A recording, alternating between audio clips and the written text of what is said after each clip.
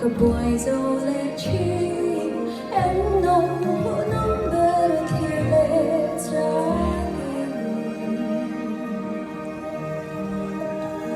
xin mi nước lòng lệ chim xin sông gì ngỡ mỗi ngày cả vẫn thầm lặng khi nhìn ông lâu cánh cài dòng biển lên tuôn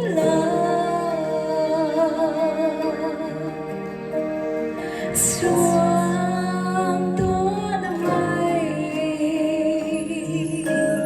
flashlight naman tayo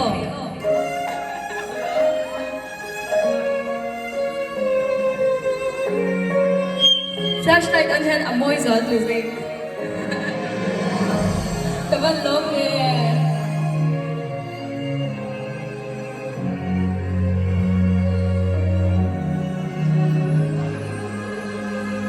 Sáng dĩ thiên lũ lúa biết tur hiang Anh đôi nghe chẳng mà Islam isya Hít hụt bỏ đi sẽ cái đai hoa Ikut vang thế ngã cho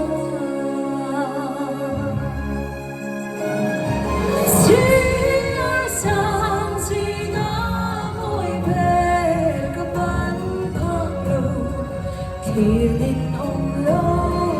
gắn cả dòng biển lên dunia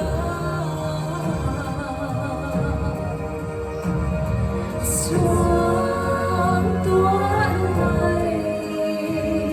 bắc tràng tiếng mong cha không khóa cả ta chẳng lâu tu chưa chân na ramari bel ngai lâu tu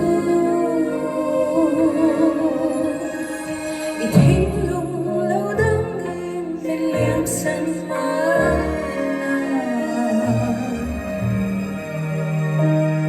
cái